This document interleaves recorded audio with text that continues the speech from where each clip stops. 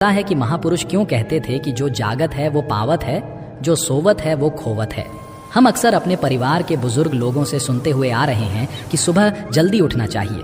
वे हमें सुबह उठने के 1000 फायदे गिनाते हैं। सभी बच्चों की मम्मी अपने बच्चों को स्वयं सुबह उठाती है, किंतु हमारी नई पीढ़ी तो देर रात तक जागते हैं और सुबह देर तक सोने को बड़ा ही फैशनेबल मानती है। दरअसल हमारे परिवार के लोग सुबह जल्दी उठने को लेकर जो भी बातें बताते हैं उनके पीछे बहुत बड़ी आध्यात्मिक बातें छिपी हुई हैं। इतना ही नहीं, सुबह जल्दी जागने को विज्ञान भी कहता है। वही विज्ञान उन्हें उनके पूर्वजों ने सिखाई थी और अब वो हमें सिखा रहे हैं। सुबह के समय का जो मुहूर्त होता है उसे ब्रह्म मुहूर्त के नाम से जाना जाता है और इस समय हमारा दिमाग प्रकृति के वातावरण और जो सुबह ब्रह्म मुहूर्त में उठता है उस व्यक्ति के साथ सब कुछ बहुत ही सकारात्मक रूप से क्रियान्वित होता है। रोज रोज सुबह के समय पर जो भी प्रार्थना या ध्यान किया जाता है उससे सकारात्मकता और सफलता मिलती है। मित्र, एक कथा व्याप्त है जिसमें सिर्फ ब्रह्म मुहूर्त के रहस्य के साथ एक ऐसी ध्यान की विधि बताएंगे जिससे अगर कोई 21 दिन अपनाता है तो वो अपने सपनों को साकार कर सकते हैं। उसे ब्रह्मांड की शक्तियों की विशेष मदद मिलने लगती है। इसके साथ ही वो व्यक्ति स्थिर और बुद्धिमान बन जाता है। तो चलिए मैं आपको वो कथा सुनाता हूँ। एक समय की बात है, नारद जी जब आकाश मार्ग से होते हुए जा रहे थे तभी रास्ते में उनको इंद्र देवता मिले। वो नारद जी से पूछने लगे कि हे नारद जी, मैंने देखा है कि प्रत्येक इंसान जो सुबह के समय ब्रह्म मुहूर्त में उठता है वो बहुत सुखी रहता है, ऐसा क्यों है? अब नारद जी को इस बात का ध्यान नहीं था। उन्होंने कहा कि हे इंद्रदेव, मैं तुमको तुम्हारे प्रश्न का उत्तर कल दूंगा। और वहां से सीधा पहुंचे भगवान श्री कृष्ण की नगरी वृंदावन। और वहां पहुंचकर उन्होंने देखा कि भगवान श्री कृष्ण एक पेड़ के पास खड़े होकर बांसुरी बजा रहे थे। जैसे ही नारद जी श्री कृष्ण के पास पहुंचे, श्री कृष्ण ने बांसुरी बजाना बंद कर दिया और नारद जी से बोले, हे नारद जी, आप बड़े चिंतित दिखाई पड़ रहे हैं, आपको किस बात की चिंता है? तब देवर्षि नारद जी से बोले, हे भगवन, आज मैं आकाश मार्ग से होता हुआ वैकुंठ लोक की तरफ जा रहा था। तब रास्ते में मुझे देवराज इंद्र मिले।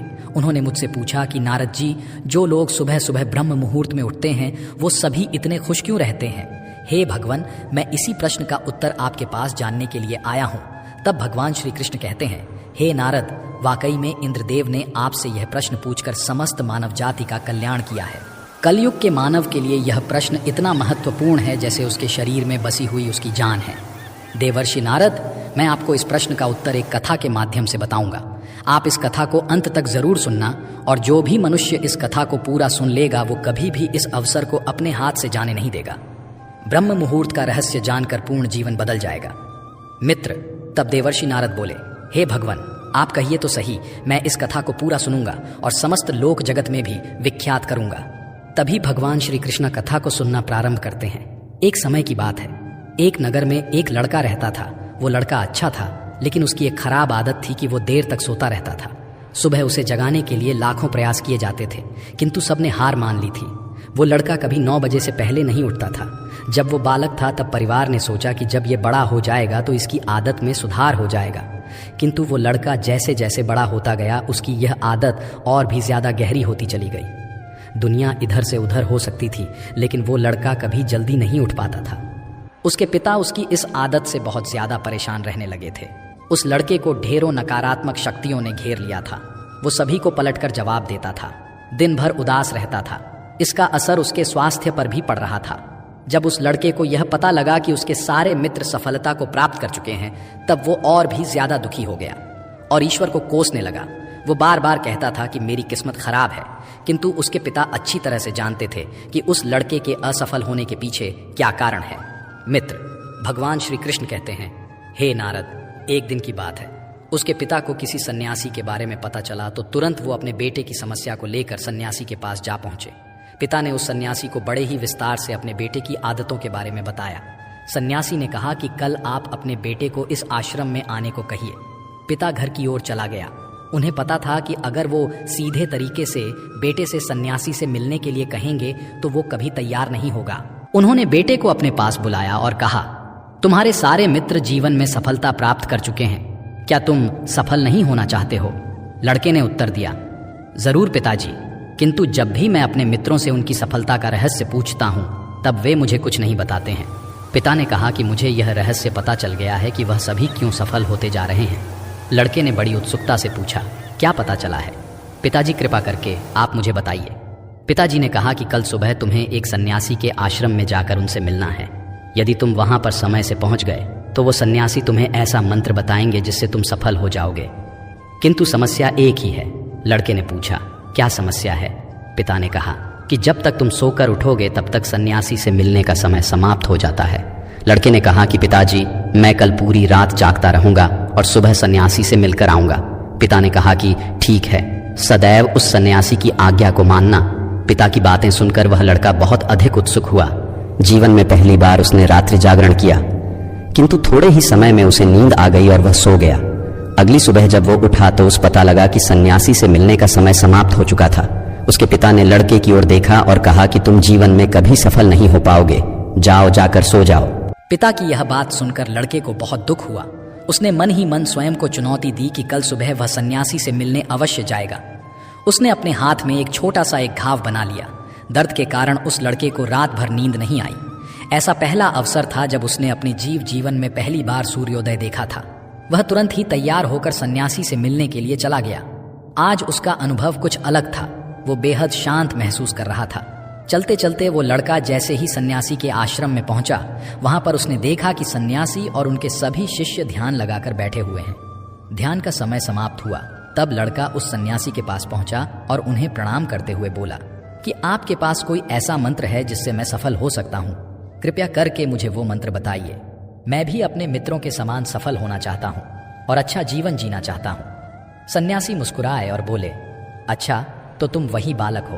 तुम्हारे पिता मुझसे मिलने आए थे और उन्होंने तुम्हारे विषय में मुझे सब कुछ बताया।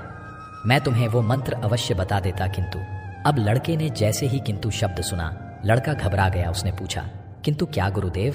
तब सन्यासी बोले, मैं तुम्हें वो मंत्र बताऊंगा, किंतु अगले 21 दिनों तक तुम्हें मेरी आज्ञा माननी होगी। मैं तुम्हें वह मंत्र 21 दिनों के बाद बताऊंगा। तब तक मैं तुमसे जो भी कार्य कहूंगा तुम्हें वो करना होगा। यदि तुम असफल हुए या कार्य के बीच से तुम्हारा संकल्प टूट गया, तब उस मंत्र का असर नहीं होगा। दृढ़ निश्चय के साथ उस लड़के ने कहा कि मुझे आपकी सारी आज्ञा स्वीकार है। मैं अगले 21 दिनों के लिए आपका दास हूं। आप जो भी कहेंगे मैं वही करूंगा। मुझे केवल और केवल उस मंत्र के बारे में जानना है। सन्यासी ने कहा कि ठीक है, कल से तुम्हारा कार्य शुरू होगा। तुम इसी आश्रम में निवास करोगे। वो लड़का आश्रम में निवास करने के लिए तैयार हो गया। सन्यासी ने कहा कि यहाँ रहते हुए तुम्हें ब्रह्म मुहूर्त में उठना होगा और दूसरे शिष्यों की तरह ध्यान और तप करना होगा। साथ ही आश्रम के कार्यों में भी सहायता करनी होगी। ध्यान रहे, ये संकल्प टूटना नहीं चाहिए। अब लड़का सन्यासी की बातों से सहमत हो गया। अगले दिन से उसके कार्य के दिन की शुरुआत थी। इस बार लड़के ने इतना दृढ़ निश्चय किया था, किंतु 1 सप्ताह बीतने के पश्चात ही उसका संकल्प टूट गया और वो 8वें दिन देर तक सोता रहा। जब वो जागा तो उसने कहा कि मुझसे कितनी बड़ी भूल हो गई है। वो रोते हुए सन्यासी के पास पहुंचा और बोला कि हे गुरुदेव, मेरा संकल्प टूट गया है। अब मैं जीवन में कभी सफल नहीं हो पाऊंगा। सन्यासी ने उसे समझाते हुए कहा कि एक बार फिर से शुरुआत करो, फिर से संकल्प करो। लड़के ने सन्यासी से प्रश्न किया कि सुबह उठना इतना आवश्यक क्यों होता है और यहाँ पर सभी लोग इतनी जल्दी क्यों उठ जाते हैं। तब सन्यासी ने लड़के को समझाते हुए कहा कि सुबह यानी ब्रह्म मुहूर्त में उठने के पीछे बहुत बड़ा विज्ञान छिपा हुआ है। लड़के ने कहा कि कृपया करके मुझे वो विज्ञान बताने की कृपा करें। सन्यासी ने कहा कि रात्रि को 4 पहर में बांटा गया है। पहला रुद्रकाल, जिसका समय शाम 6 बजे से लेकर 9 बजे तक होता है। दूसरा राक्षस काल, जिसका समय 9 बजे से 12 बजे तक होता है।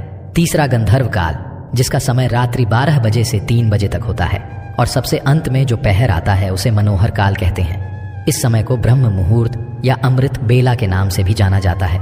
इसका समय 3 बजे से सुबह 6 बजे तक होता है, जिसमें 3:30 से लेकर 5:30 तक बहुत ही महत्वपूर्ण समय होता है। यह वह समय होता है जब पूरे संसार की नकारात्मक शक्तियां निष्क्रिय अवस्था में होती हैं और सकारात्मक शक्तियां सक्रिय होती हैं। ब्रह्म अर्थात देव मुहूर्त अर्थात समय ब्रह्म मुहूर्त का अर्थ देवों का समय होता है।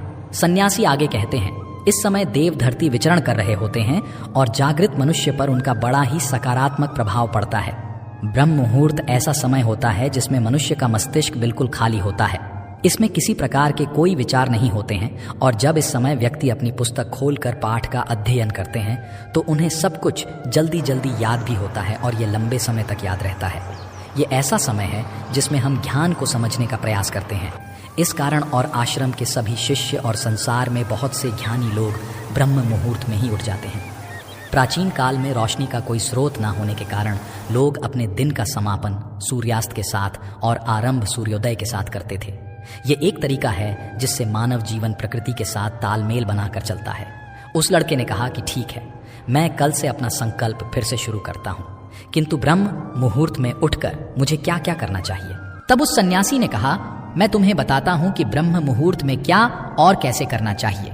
सबसे पहले उठकर धरती पर पांव रखने से पहले धरती माता को प्रणाम करना चाहिए।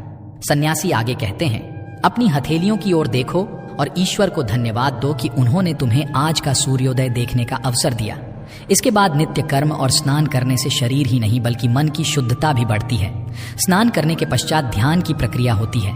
ब्रह्म मुहूर्त की ध्यान प्रक्रिया की अवधि 21 दिन तक होती है। इस विधि का उपयोग तब किया जाता है जब आप अपनी कोई मनोकामना की पूर्ति चाहते हैं।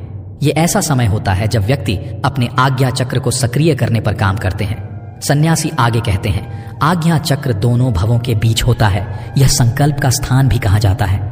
अगर इस चक्र पर केंद्रित किया जाए और अपनी मनोकामना को बार बार दोहराया जाए तो मात्र 21 दिनों के भीतर वो पूर्ण हो जाती है। अगर आपके मन में कोई अधूरी मनोकामना है और आप उसे पूरी करना चाहते हैं, तब सबसे पहले उस मनोकामना का स्पष्टीकरण कर लें। आपको क्या चाहिए, यह निर्णय अवश्य कर लें। इसके बाद ध्यान की विधि को शुरू करें। ब्रह्म मुहूर्त में स्नान के बाद एक ऐसा स्थान चुनें जहां पर वायु का प्रवेश हो। ध्यान में शुद्ध प्राण वायु का होना आवश्यक होता है। ज्ञान की मुद्रा में रीढ़ की हड्डी सीधी होनी चाहिए, साथ ही गर्दन भी सीधी होनी चाहिए। सुखासन की अवस्था में दोनों हाथों को घुटनों पर रखकर आंखें बंद करके बैठ जाएं। हाथ की मुट्ठी को बंद कर लें और 2-3 मिनट तक बिल्कुल शांत हो जाएं। जब आपका शरीर स्थिर हो जाएगा और श्वास भी शांत हो जाएगी, तब उसके बाद अपना सारा ध्यान आज्ञा चक्र पर लगाएं। इस दौरान लंबी गहरी सांस लें और सांस को रोक कर रखें। इस समय आप अपनी इच्छा को मन ही मन दोहराएं। अपने मन की आंखों से इष्ट देव और देवी देवताओं गुरुओं का चिंतन करें। सन्यासी ने कहा, जब सांस को रोकना कठिन हो जाए तब धीरे धीरे सांस को बाहर की ओर छोड़ें। सांसों को नाक से भरें और मुख से छोड़ें। इस प्रक्रिया को 3 से 4 बार प्रतिदिन दोहराना है। ऐसा प्रतिदिन करने से आपकी जो मनोकामना है वो अवचेतन मन तक अवश्य पहुंच जाएगी और इच्छा पूर्ति जल्दी होगी। आज्ञा चक्र सक्रिय होता है और हमारी आज्ञा को पूरा करता है। सांस को रोक कर रखने के दौरान शरीर में आपातकाल स्थिति हो जाती है, जिससे कि आप बेकार की बातें सोचने और विचार करने से बचते हैं। इससे मन की एकाग्रता बढ़ती है, तब इच्छाएं अवचेतन मन में पहुंचती हैं। ब्रह्म मुहूर्त के समय पर ईश्वर की विशेष कृपा होती है और कोई भी व्यक्ति जब अपनी मनोकामना को इस समय दोहराता है तो उसकी इच्छा जल्द से जल्द पूरी होती है। इस प्रकार सन्यासी ने उस लड़के को ब्रह्म मुहूर्त का महत्व बताया। अगले 21 दिनों तक उस लड़के ने बड़े ही मन के साथ इस प्रक्रिया को अपनाया। अब वो बहुत ही ज्यादा अनुशासित और शांत स्वभाव का व्यक्ति बन चुका था। उस लड़के ने जैसे ही अपना संकल्प पूरा कर लिया, उसके पश्चात वह व्यक्ति बड़े ही प्रसन्न भाव से सन्यासी के पास पहुंचा और कहा, हे गुरुदेव, मैंने 21 दिनों का संकल्प पूरा कर लिया है। अब कृपया करके मुझे सफल होने का मंत्र बताइए। तब उस सन्यासी ने मुस्कुराते हुए कहा कि पिछले 21 दिन से जो अभ्यास तुम करते हुए आ रहे हो वही तुम्हारी सफलता का मंत्र है। जो व्यक्ति ब्रह्म मुहूर्त में उठकर ध्यान प्रक्रिया को सही से करते हैं वो जीवन में कभी असफल नहीं हो सकते। तुम्हें ब्रह्म मुहूर्त का रहस्य पता चल चुका है, अब इसे जीवन पर्यंत करो। तुम्हें जीवन के लक्ष्य और सफलता दोनों प्राप्त होंगे। उस व्यक्ति ने सन्यासी को धन्यवाद दिया और ब्रह्म मुहूर्त के नियमों का पालन जीवन पर्यंत तक करने का वादा भी किया। मित्र, अब तो आपको पता चल गया होगा कि ब्रह्म मुहूर्त क्या होता है। तब नारद बोले, हे प्रभु, अब मुझे ब्रह्म मुहूर्त का संपूर्ण ज्ञान हो गया है। इतना कहकर नारद जी ने भगवान श्री कृष्ण को धन्यवाद दिया और इंद्रदेव के पास जाकर उन्हें ब्रह्म ज्ञान का संपूर्ण ज्ञान दिया। मित्र, आप भी अगर अपने जीवन में हमारी प्राचीन परंपरा को अपनाओगे तो निश्चय ही आपके जीवन में बहुत ही जल्द सब कुछ बदल जाएगा। ब्रह्म मुहूर्त के दौरान उठने के कई लाभ हैं। ब्रह्म मुहूर्त का हमारे शास्त्रों में बेहद महत्व है। ब्रह्म मुहूर्त में ध्यान करना बहुत फायदेमंद होता है। ब्रह्म मुहूर्त में नकारात्मक सोच से दूर रहना चाहिए। यह समय बहुत शुभ होता। ऐसी मान्यता है कि इस दौरान भगवान धरती पर आते हैं और अपने भक्तों की सभी इच्छाएं पूर्ण करते हैं। इसलिए हमारे घर के बड़े जल्दी उठने की सलाह देते हैं। हालांकि इस दौरान उठने के कई फायदे भी हैं। सूर्य की पहली किरण पृथ्वी पर पड़ने से पहले बिस्तर को छोड़ देना चाहिए।